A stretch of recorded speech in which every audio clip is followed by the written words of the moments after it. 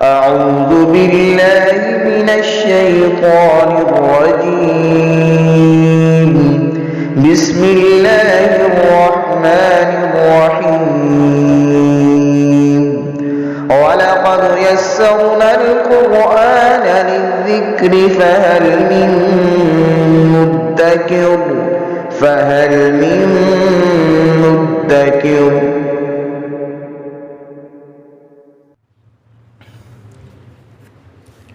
بسم اللہ الرحمن الرحیم. سورہ بقرہ کی 189 نمبر آیہ مبارکہ ہے. 24واں رکوع شروع ہو رہا ہے سورہ بقرہ کا. اعوذ باللہ من الشیطان الرجیم.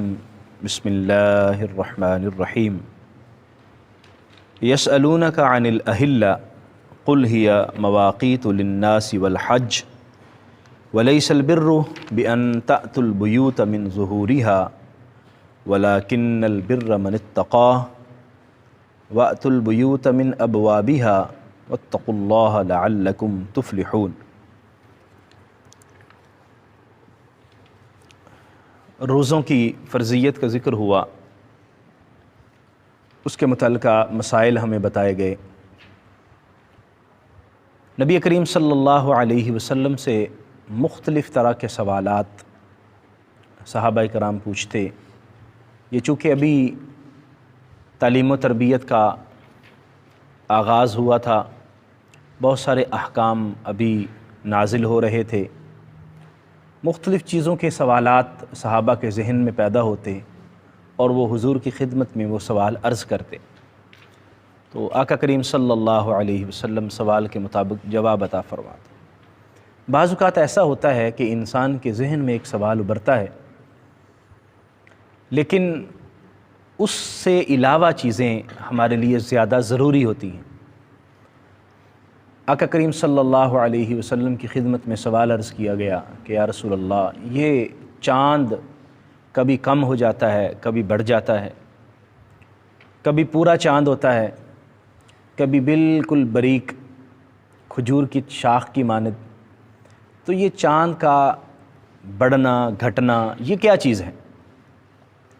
تو اللہ تبارک و تعالیٰ نے اس کے متعلق یہ آیہ مقدسہ نازل کی کہ چاند کے بڑھنے اور گھٹنے کے متعلق جو سوال تمہارے ذہن میں ابھرا ہے، وہ اس کا تعلق دیگر جو ہمارے سائنسی علوم ہیں ان کے ساتھ ہے. لیکن جو چیز فی الفور جاننے والی ہے وہ یہ ہے کہ یہ جو چاند سورج اور یہ ساری چیزیں، ان کا تعلق اللہ تبارک و تعالیٰ کے مظاہر فطرت کے ساتھ ہے، مظاہر قدرت کے ساتھ ہے. اور دوسری بات یہ ہے کہ چاند اس سے متعلق تمہارے اوقات کا جاننا، یعنی چاند کے گڑنے بڑھنے سے تمہارے اوقات کے معلوم ہونے کا تعلق ہے کہ یہ وقت کون سا ہے، یہ تاریخ کون سی ہے، تاکہ اس کے مطابق تم اپنے معاملات سر انجام دے سکو. ابھی یہ چاند طلوع ہوا ہے، یہ کس مہینے کا چاند ہے، اس مہینے کے مطابق جو ہے وہ تم اپنے معاملات سر انجام دے سکو. یہاں یہ بات بھی ہمارے ذہن میں رہنی چاہیے کہ جو ہمارے بہت سارے معاملات ہیں شرعی حوالے سے، ان کا تعلق چاند کی تاریخ کے حساب سے ہوتا ہے. مثلا زکوٰۃ فرض ہونے پر جو سال کا گزرنا ضروری ہے، یعنی سال کے گزرنے پر زکوٰۃ فرض ہوتی ہے، تو وہ سال کا گزرنا بھی چاند کے حساب سے ہوتا ہے. اسی طرح خواتین کی عدت کا جو حساب ہے وہ بھی چاند کے مطابق ہے.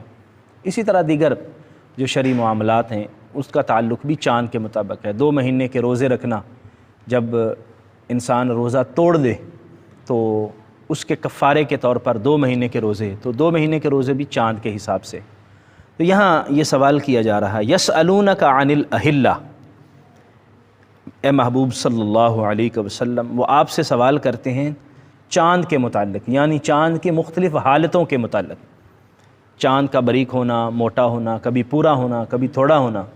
قل ہی مواقیت للناس والحج، آپ فرما دیجئے کہ یہ لوگوں کے جو معاملات ہیں اس کے لیے وقت کو معلوم کرنے کا آلہ ہے، یا اس سے وقت معلوم کیا جاتا ہے. والحج، اور حج کے لیے اوقات معلوم کیے جاتے ہیں کہ اب حج کا مہینہ آ گیا، اب حج کی پہلی تاریخ یعنی ذوالحج کی پہلی تاریخ، 2 تاریخ، 3 تاریخ، اب اتنی تاریخ ہو گئی ہے، اب آپ نے مینا جانا ہے، اب اتنی تاریخ ہو گئی ہے، اب آپ نے میدان عرفات جانا ہے، وغیرہ وغیرہ۔ تو یہ جاننا ضروری ہے کہ ہمارے اوقات چاند کے حساب سے جو بدلتے ہیں اس میں ہمارے شرعی معاملات کون کون سے اس کے ساتھ متعلق ہیں۔ اور یہاں ایک بات یہ بھی ہمارے ذہن میں رہنی چاہیے کہ ہم چاند کے مطابق جو مہینے ہیں ان کو اسلامی مہینے کہہ دیتے ہیں اور باقی انگریزی مہینے۔ جو ہمارا مطلب رمضان جا رہا ہے، اس کے بعد شوال ہوگا، اس کا حساب چاند کے حساب سے ہوتا ہے، اور جنوری، فروری، مارچ کا حساب سورج کے مطابق ہوتا ہے۔ تو سورج اور چاند دونوں ہی اللہ تبارک و تعالیٰ کی پیدا کردہ چیزیں ہیں، تو اس میں غیر اسلامی اور اسلامی کوئی تصور نہیں ہے۔ آپ اس کو قمری مہینے اور شمسی مہینے کہہ سکتے ہیں، یہ نہیں ہے کہ یہ ربیع الاول، ربیع الثانی یہ تو اسلامی مہینے ہیں اور جنوری، فروری غیر اسلامی ہیں، تو ایسا نہیں ہے۔ اللہ تبارک و تعالیٰ کی پیدا کردہ، چاند بھی اللہ کی مخلوق ہے اور سورج بھی اللہ کے مخلوق ہے، اس کے مطابق بھی حساب و کتاب ہوتا ہے، اس کے مطابق بھی، اور پھر ہمارے یہاں پر اور حساب و کتاب بھی ہوتا ہے جو ہمارا پنجابی کا حساب ہے، چیت، بیساکھ، جیٹھ، ہاڑ وغیرہ۔ اسی طرح ہر علاقے کے اپنے اپنے حسابات ہیں، تو ان کو اسلامی یا غیر اسلامی کہنا، یہ مطلب اس کا کوئی تعلق اسلامی یا غیر اسلامی سے نہیں ہے، ہر ایک کا اپنا حساب و کتاب ہوتا ہے۔ وَلَيْسَ الْبِرُّ بِأَن تَأْتُوا الْبُيُوتَ مِن ظُهُورِهَا، یہاں عربوں کے ایک رواج کا ذکر کیا جا رہا ہے کہ جب وہ حج کر کے گھر واپس آتے تھے تو پھر دروازوں سے گھروں میں داخل نہیں ہوتے تھے، بلکہ گھر کے پچھلی طرف سے گھر میں داخل ہوتے۔ ان کا خیال یہ تھا کہ اب حج کر کے آئے ہیں تو اب ہم نے سیدھے دروازے سے گھر میں داخل نہیں ہونا، پچھلی طرف سے گھر میں داخل ہونا ہے۔ اللہ تبارک و تعالیٰ نے یہاں یہ ارشاد فرمایا کہ یہ جس کو تم نیکی سمجھتے ہو کہ گھر میں پچھلی طرف سے داخل ہونا ہے، دروازے سے داخل نہیں ہونا، اس کا نیکی کے ساتھ کوئی تعلق بھی نہیں ہے۔ دروازے سے داخل ہونا یا پیچھے سے داخل ہونا، اس کا نیکی کے ساتھ کیا تعلق ہے؟ وَلَٰكِنَّ الْبِرَّ مَنِ اتَّقَىٰ، بلکہ نیکی تو اس شخص کی نیکی ہے جو تقوی اختیار کرتا ہے۔ تو نیکی کا تعلق تقوی کے ساتھ ہے، باطنی طہارت اور پاکیزگی کے ساتھ ہے۔ گھر میں دروازے سے داخل ہو جائیں یا دیوار پھلانگ داخل ہو جائیں، اس میں نیکی کا اس کے ساتھ کیا تعلق ہے؟ وَأْتُوا الْبُيُوتَ مِنْ أَبْوَابِهَا، گھروں میں ان کے دروازوں سے داخل ہوا کرو۔ یہ بھی اخلاقیات سمجھائی جا رہی ہیں، سکھائی جا رہی ہیں کہ آپ گھر میں دروازے سے داخل ہوں۔ دیواریں پھلانگ کے داخل ہونا یہ شرفاء کا طریقہ کار نہیں ہے، اور گھر کا جو سیدھا رستہ ہے اس رستے سے گھر میں داخل ہوا جائے، بلکہ نبی کریم صلی اللہ علیہ وسلم نے تو گھر میں داخل ہونے کے آداب سکھائے ہیں، اور سورہ نور میں ہم اس کو تفصیل سے پڑھیں گے کہ فرمایا گیا ہے کہ جب تم کسی گھر میں جاؤ تو وہاں اجازت لے کر گھر میں داخل ہو، اور حدیث مبارکہ میں 3 مرتبہ اجازت کا بھی ذکر ہے کہ آپ 1 مرتبہ دروازہ نوک کیا، بیل دی، دوسری مرتبہ، تیسری مرتبہ، جب گھر سے کوئی نہیں آیا تو ناراض ہوئے بغیر آپ واپس آ جائیں۔ ممکن ہے کہ اہل خانہ کسی ایسی مجبوری میں ہوں کہ وہ فوراً باہر نہ آ سکتے ہوں اور دروازہ نہ کھول سکتے ہوں، تو آپ واپس آ جائیں۔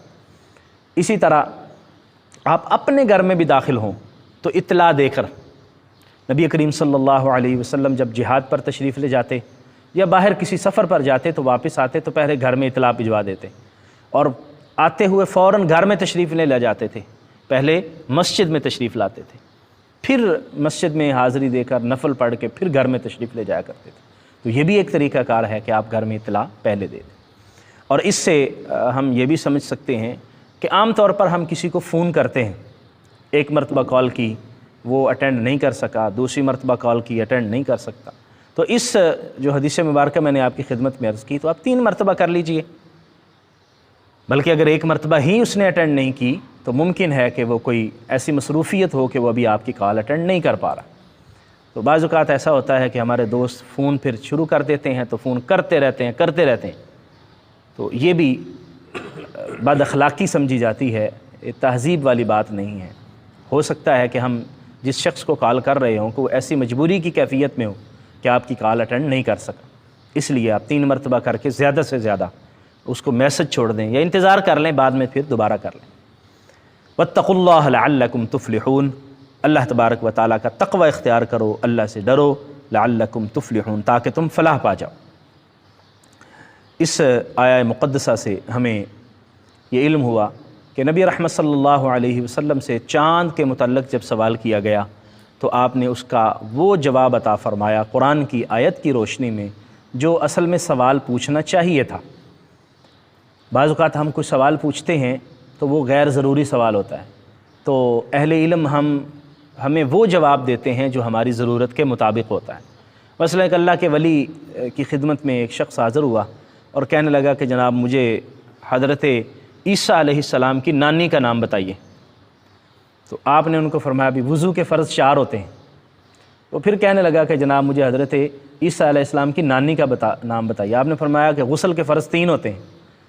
اس نے کہا جی میں سوال آپ کو کچھ اور کر رہا ہوں، آپ جواب مجھے کچھ اور دے رہے ہیں۔ آپ نے فرمایا کہ بیٹا قیامت کے دن آپ سے حضرت عیسیٰ علیہ السلام کی نانی کے متعلق نہیں پوچھا جائے گا کہ آپ کو اس کا پتہ تھا یا نہیں پتہ تھا، لیکن یہ پوچھا جائے گا کہ آپ کو وضو کرنے کا طریقہ آتا تھا کہ نہیں آتا تھا تاکہ آپ نماز پڑھ سکیں، آپ کو اپنی طہارت اور پاکیزگی کا علم تھا کہ نہیں علم تھا۔ تو جو چیزیں ضروری ہیں ان کو سوال کرنا چاہیے، جو غیر ضروری چیزیں جن کا آپ سے کوئی تعلق نہیں ہے اس کا سوال نہ کریں۔ تو اس کو اسلوب حکیم کہا جاتا ہے کہ جو سوال کرنا چاہیے تھا وہ۔ تو صحابہ کرام کی ابھی تربیت ہو رہی تھی، آغاز تھا، تو ان کو بتا دیا گیا کہ آپ کو یہ سوال پوچھنا اس طرح پوچھنا چاہیے تھا۔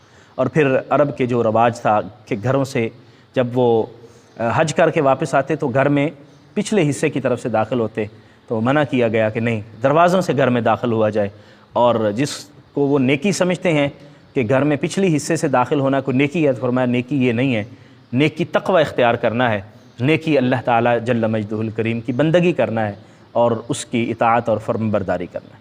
اللہ کریم ہمیں سمجھنے اور عمل کی توفیق عطا فرمائے، آمین۔ وآخر دعوایا ان الحمد للہ رب العالمین۔